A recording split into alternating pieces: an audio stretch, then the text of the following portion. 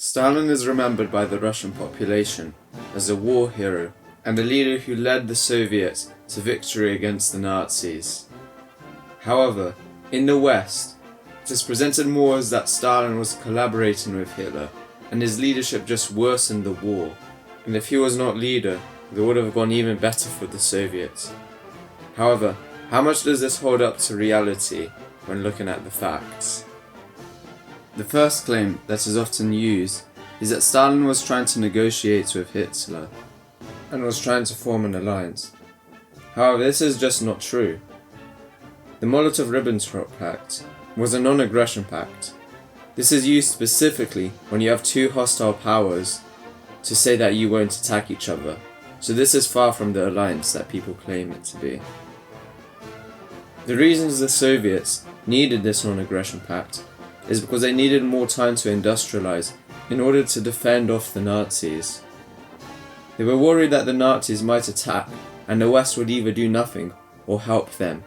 Given the fact that the West was specifically funding Hitler to come to power, the royal family's connection with the Nazis, and how anti-communist the West was, this was quite obviously a big worry for the Soviets. Stalin actually tried to get an alliance with the West against Hitler before this, but the Western powers rejected this. Seeing this, the Soviets saw that they had no other option but to sign the non-aggression pact in order to give them more time to industrialize, as they were not quite ready to take on Nazi Germany. Anti-communists then bring up the secret protocol and use this as evidence to show the alliance between the two countries. However, the line of division for the Soviets was not meant to be an area for them to annex, but rather an area that showed where the Nazis were not able to cross. The Soviets wanted to do this because they wanted a buffer zone and did not want the Nazis getting too close to them. This decision, we can see later, stopped the Nazis from getting to Moscow, as the Nazis managed to get to the border and were quite close to capturing it, and without this buffer, they might have even been able to capture it. Then if we look at their actions, we can actually go and prove that none of these were aggressive actions, with the aim of just getting more power for power's sake. First, to discuss Poland. The way that this is usually framed is that the Soviets invaded hand in hand with the Nazis. However, the historical data contradicts this. In the Molotov-Ribbentrop pact, it said that Germany could not enter into eastern Poland. Based on the agreement, even if Germany was to conquer western Poland, it would still leave a small Poland between Germany and the Soviets' border. After Germany had invaded Poland, the Polish government fled but was arrested in Romania. The Polish state had collapsed. Germany entered eastern Poland. This is when the Soviets stepped in. They entered into eastern Poland and forced the Germans to retreat. There was no major fighting, but the Germans retreated from areas they was not supposed to be in.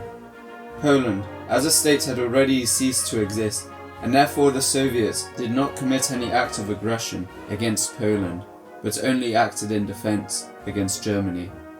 This was acknowledged by everyone at the time, as even the Polish ambassador admitted that he had no contact with the Polish government.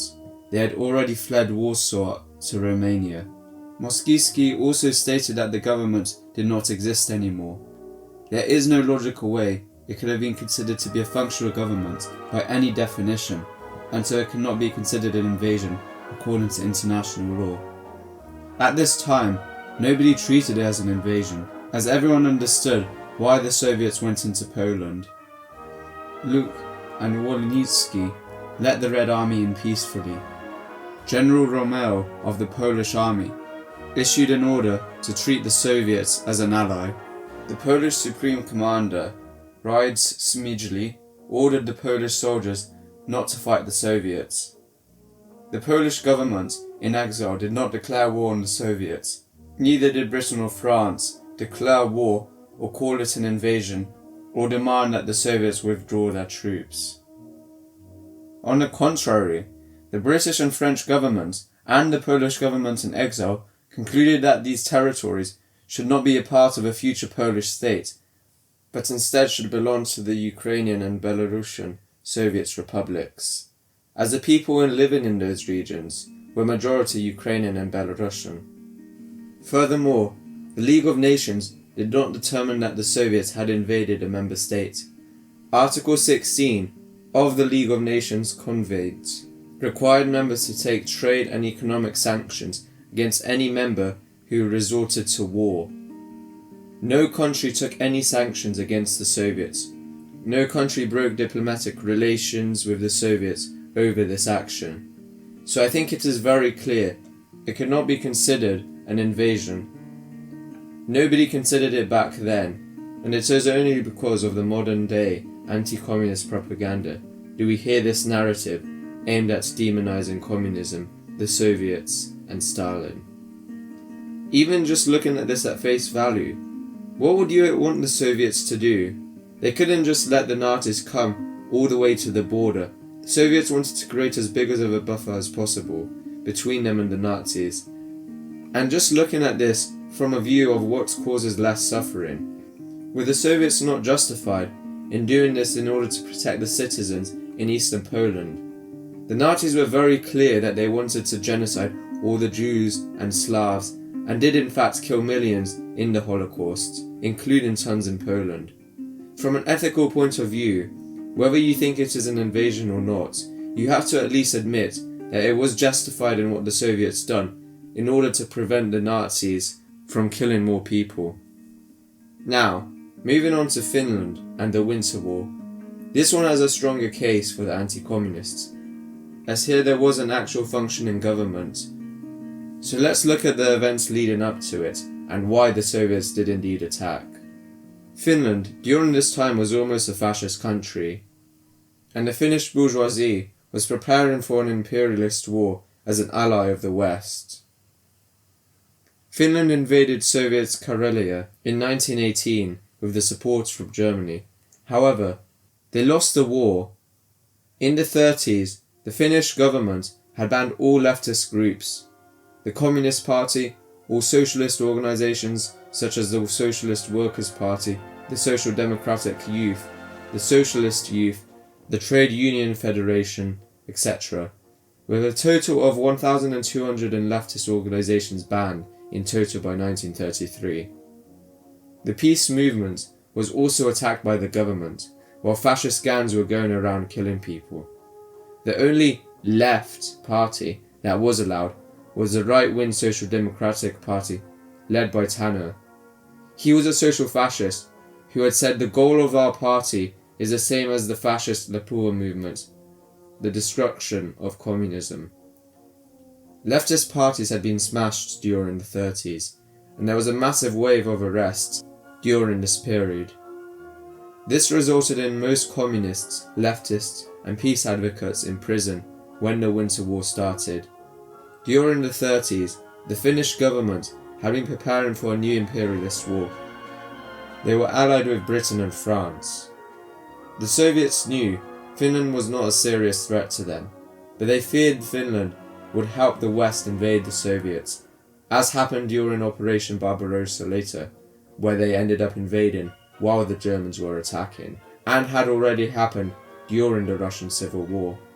The USSR wanted to prevent World War II or stay out of it. As a result, they wanted peace with Finland. We can know that they were preparing for war due to their increased military spending, while there was no clear reason to believe anyone would invade during this time. Between 1920 and 1928, most countries were decreasing their military spending due to there not being any threat of war. Then from 1928 to 1938, most small or not politically powerful nations were decreasing their military spending significantly. Finland, on the other hand, from 1928 to 1938, increased their military spending from 2.25% to 3.75%. While this 1.5% increase is not on the same level of increase as Nazi Germany, 14%, France, 4%, or Britain, 4%, who are all major powerful countries who knew that there was an upcoming world war which would involve them. However, Finland is not comparable to them. They were comparable to countries like Sweden or Denmark, who were all having their military spending decrease by significant amounts. So this shows that Finland was at least planning to be involved or used as a proxy in a war against someone. And given Finland's previous failed attempts in invading the Soviets, their fascist-leaning and anti-communist ideology, it seems perfectly reasonable for the Soviets to be suspicious that Finland would attack them as a proxy of the West. The Soviets were mostly concerned with the security of Leningrad, which was within artillery range from the Finnish border. The Soviets suggested a treaty with the following conditions. 1. Move the border away from Leningrad a little bit, and then Finland would receive twice as much territory further north in exchange. 2. Create a joint defense plan between Finland and the Soviets. If any foreign army tried to enter Finland, the Soviets would help repel them. 3. Allow the Soviets to rent a few islands on the Baltic Sea for strategic and naval defense. Finland and the Soviet Union had 9 negotiations about these topics. Many Finnish politicians supported accepting the proposal. However, the West urged Finland not to accept. They promised to help Finland win the war against the Soviet Union, as long as they didn't accept any of the Soviets' proposals. The war hawks in Finland triumphed, and peaceful solutions were rejected. Instead, Finland continued their preparations for war and building up their military forces on the Finnish border. Given the fact that the Finnish government rejected the Soviets' deal due to pressure from the West, their anti-communist fascist ideology, the fact that Western powers had plans of invading the Soviet Union from Finland, the fact that they had already attacked the Soviets before, and Finland's militarization build-up, it was clear that Finland was preparing a war against the Soviets. The Soviets also knew that the Nazis had plans on invading them, and in the scenario of an attack from the Finnish border, they could not afford the border to be close to Leningrad, and so launched a preemptive attack to move the border back a bit. The Soviets were then proven correct about their suspicions of a Finnish attack, as when the Nazis ended up attacking, Finland joined with the Nazis and attacked the Soviet Union. Anti-communist propaganda says that Finland would not have attacked if it wasn't for the Winter War, and the Soviets brought this upon themselves in a self-fulfilling prophecy. However, given all these factors discussed, it should be clear that they would have attacked one way or another, and so moving the border back secured Leningrad for this inevitable invasion. You see, Western propaganda tries to portray Stalin as being naive and believing Hitler would not invade. However, it's clear from his actions in Finland and Poland that Stalin was very well aware that the Nazis were going to invade, and so they needed to create a bigger buffer zone as possible and industrialize as quick as possible, which is why the Soviets ended up launching 5-year plans in order to help prepare for a war that Stalin was clearly able to see. Next, we have the case of the Baltic states. In 1939, the Soviets made mutual treaties with the Baltic states, as they could all see that the Nazi invasion was coming. For each of these 3 countries, the articles of the treaties had very similar conditions and stated the following. 1. Military cooperation between the parties in case of an attack by a third party, which the parties really knew that would have been Nazi Germany. 2. It obligated that the USSR would assist the Estonian, Latvian and Lithuanian governments in providing armaments. 3. The Soviets would establish military and naval bases on Estonian, Latvian and Lithuanian territory. 4. It obligated that the Soviets and Baltic governments not to engage in military alliances against the other party, basically saying they will not sign alliances with the enemies. 5. The political and economic systems and the sovereignty of the parties shall not be affected by the treaty. It clearly stipulated that the areas where Soviet bases were to be established shall remain territories of the Baltic states. Essentially, they were anti-fascist and anti-Nazi alliances to defend each other against the Axis powers. During these years, the Baltic states were run by unpopular authoritarian dictatorships. The regimes were experiencing protest and strikes through all their rule. Then when the Soviets sent in troops, as agreed as part of their treaties, the people of these countries used their presence to carry out communist revolutions, to overthrow their dictatorships and establish Soviet republics to join the Soviet Union. If we look in more detail for the exact events, for example in Estonia, at 10 a.m. on July 21st, a rally began on Freedom Square.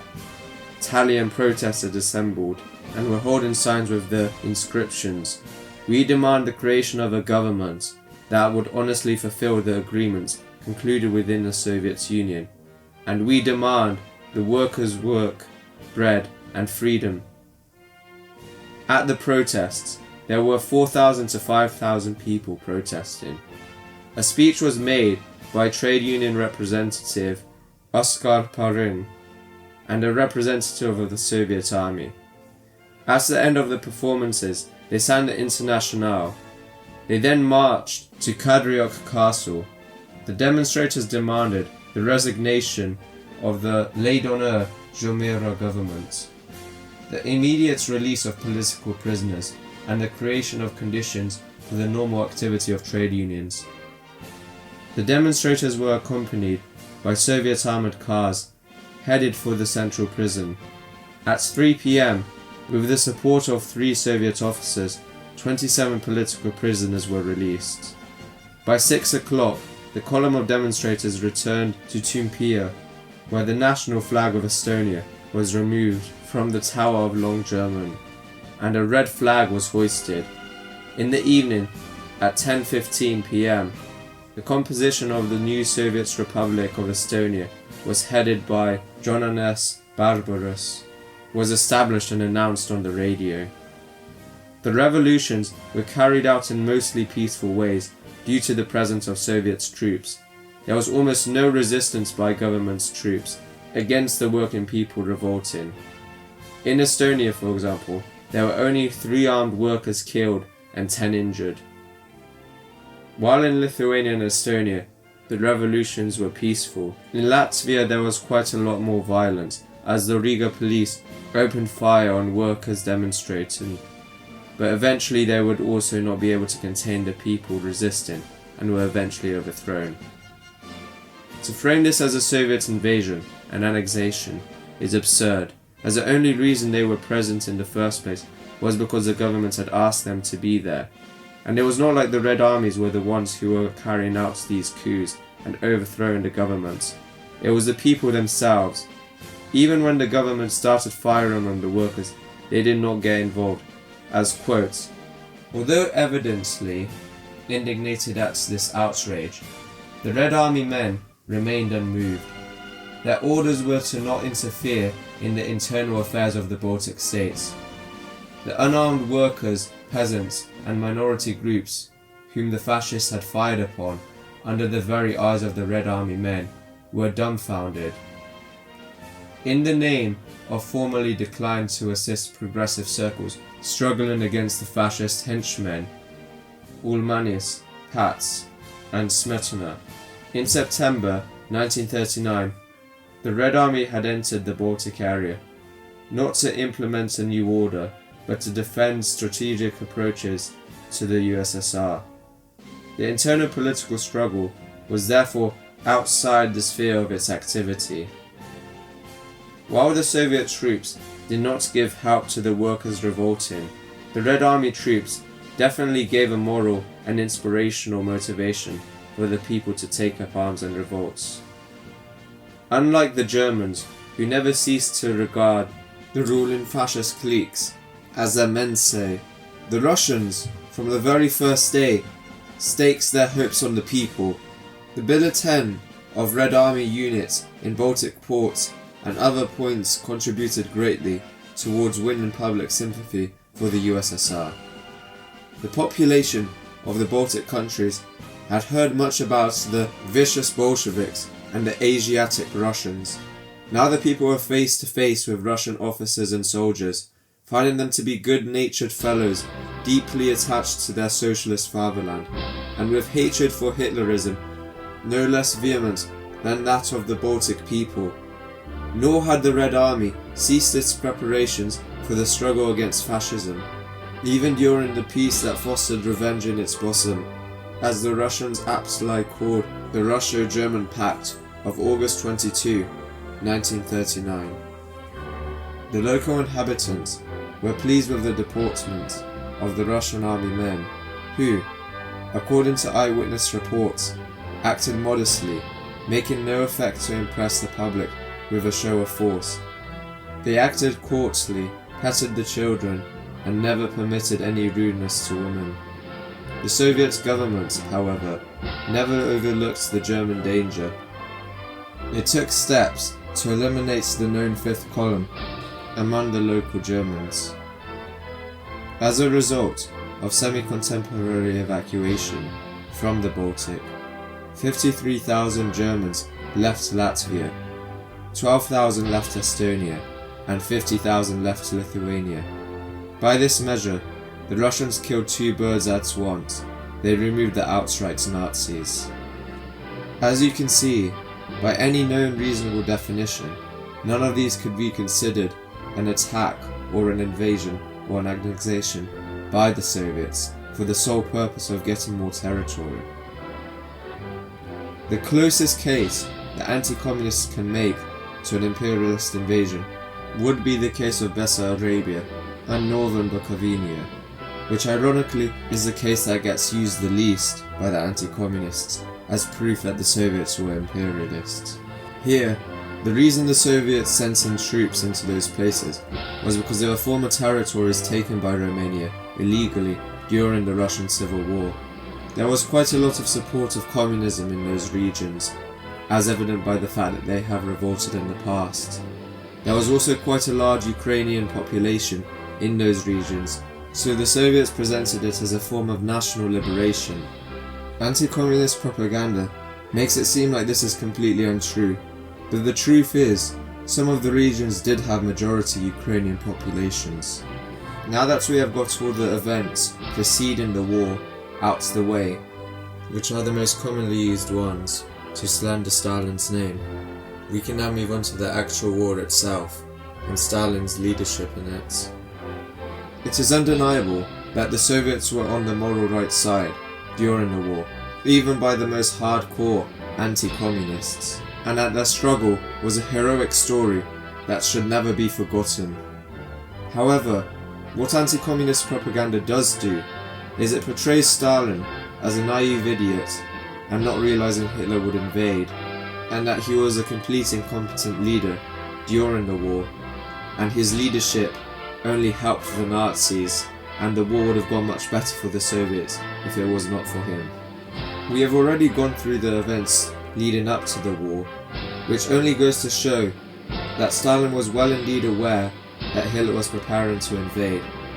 However, to summarize all the events mentioned in this video and previous ones into one list, here they are.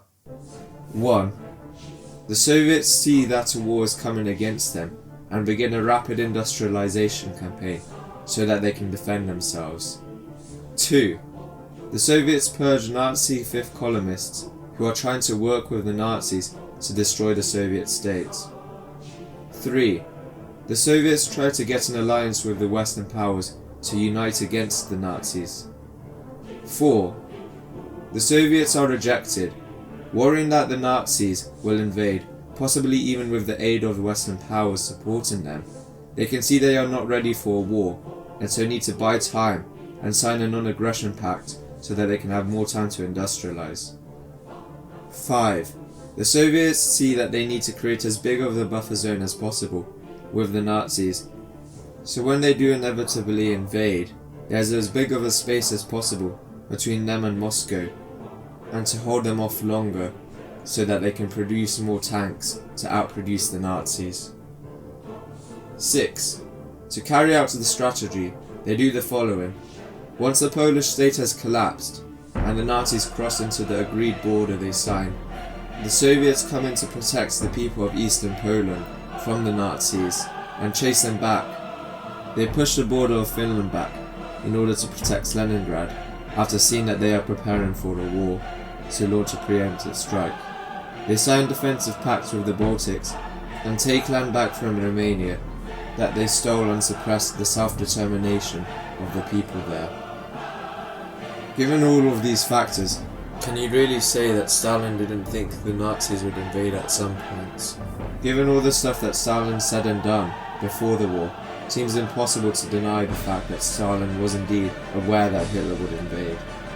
Now let's get into the start of the Great Patriotic War.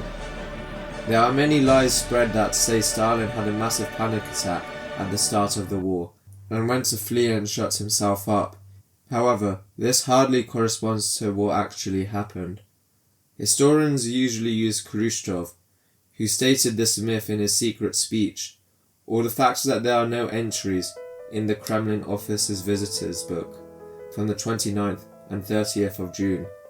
But according to Marshal Zhukov, on the 29th, Stalin came to the Stavak at the Commissariat for Defense twice, and on both occasions was scathing about the strategic situation that was unfolding in the West. On the 30th of June, Stalin convoked a meeting of the Politburo at the Dacha, at which it was decided to set upon the State Defense Committee, which exposes the level of mental gymnastics these historians had to do in order to arrive at the conclusion they did. Khrushchev claimed it would be incorrect to forget that, after the first severe disaster and defeat at the front, Stalin thought that this was the end. In one of his speeches in those days, he said, "All that which Lenin created we have lost forever." After this, Stalin for a long time actually did not direct the military operations and ceased to do anything whatsoever. This is completely false, and Khrushchev had to know that it was. Most of these, who worked closely with Stalin during the first weeks of the war and afterwards, were still alive and in high positions, yet they never reported anything like this. Khrushchev himself was in the Ukraine during the whole period, and could have had no first-hand knowledge of anything that Stalin said or did. The logbooks of those who came to Stalin's office to work with him have been published now. They demonstrate that Stalin was extremely active from the very first day of the war. Of course, they were available to Khrushchev as well. The logbooks for June 21 to 28, 1941 were published in Historiczny Archiv, number 2, 1996, page 51 to 54, and document Stalin's continuous activity. We have also put facsimile copies of the original handscript pages online. Marshal Zhukov had no particular love for Stalin. Stalin had demoted him after the war, when Zhukov was caught stealing German war booty for himself. Zhukov had also supported Khrushchev in his 1957 ouster of the Stalinists Malenkov, Molotov, and Kaganovich. Nevertheless, Zhukov appears to have retained a good deal of respect for Stalin, and he refused Khrushchev's claim in his memoirs. Georgy Dmitrievich, the Bulgarian head of the Comintern, wrote in his diary that he was summoned to the Kremlin at 7 a.m.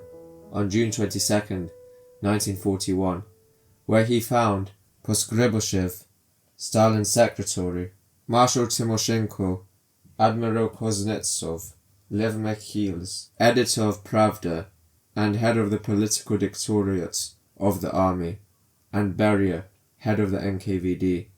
He remarked, "Striking calmness, resoluteness, confidence of Stalin and all the others." The truth is actually quite the opposite of what Khrushchev claims. Stalin represented the source of hope for the Soviets in the war. Even when the Nazis approached Moscow, he did not leave. He made speeches about how the Soviets would win the war. When it looked like the Nazis were unstoppable, Stalin rejected this and said that history shows that there are no invincible armies and never have been. The heroic legacy of the Red Army is something even the most staunch anti-communists can't deny. It was the Soviets who lost 27 million people during the war, the highest of any country involved. It was the Soviets who fought and defeated the Nazis, suffered famine, and the most evil crimes committed by the Nazis. The Soviets liberated Europe and defeated the Nazis. This is how Stalin is remembered by the Soviet people, and for good reason. The West tries to forget the fact and hide this fact, and so we must reveal the truth, that the people who died for a better world should not be forgotten. The myth that Stalin was an incompetent leader who hindered the war effort is another lie that comes from Khrushchev. Even in the years after Stalin's death, when supporting Stalin was a political suicide, most generals called Khrushchev out for lying about this fact, including Zhukov, who again was an anti-Stalinist who sided with Khrushchev. So it is pretty evident that this is just another lie, spread by Khrushchev and the anti-communists. Stalin's leadership and his true belief that they would win the war, even in the darkest years of the war, inspired people to carry on struggling against the Nazis. There is no evidence to suggest that he was an incompetent military leader, and his leadership helped the Soviets win many battles against the Nazis.